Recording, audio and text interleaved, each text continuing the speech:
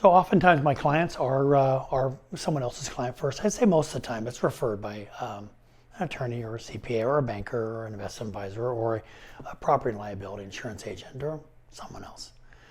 And so when I come into these relationships, sometimes I'm dealing with super, super educated and ultra bright people. So I was referred to this one case with this person who was running one of the largest, let's just say, retail operations in the United States. And it was a specific type of item they were retailing, but it was they were the largest. And he was a former manager with Deloitte & Touche, so he was a CPA background, brilliant man, and very fun to be around, super healthy and wonderful. Just a fun guy. But he brought me in to do some calculations as to his insurance need because he was saving a certain amount of money every year, a large amount, and he was trying to create this passive income in 10 years. And he wanted to know, how much do I have to save to create this income stream adjusted for inflation and taxes?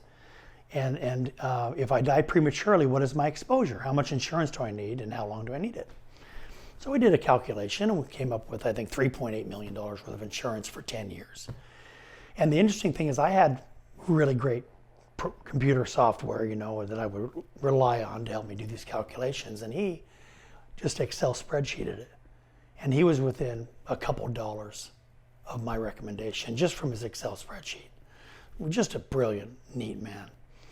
So we ended up taking an insurance application for $4 million. And then he got approved at Preferred Plus, which is the best rate out there. And I followed up with him and said, do you want to move forward with this or what do you want to do? He said, well, I'm thinking about it. We're doing a few other things and we're working on it. So a month later, I called him up. I said, hey, you don't have forever on this offer, so, let me know what you're doing. It's fine with me either way, but just I got to let the company know.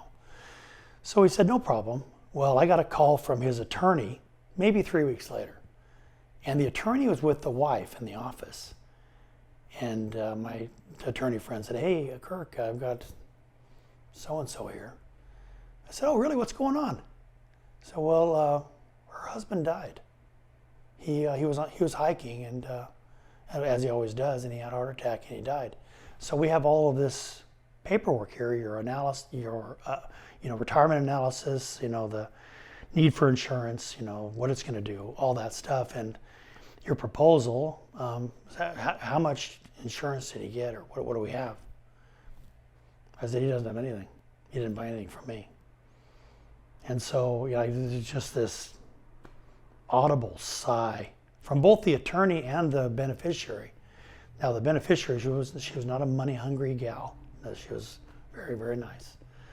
But it was a massive mistake on the part of this very, very reputable and competent man to have a need for the insurance, be approved, and then not buy it. And so that happens. That has happened to me one other time.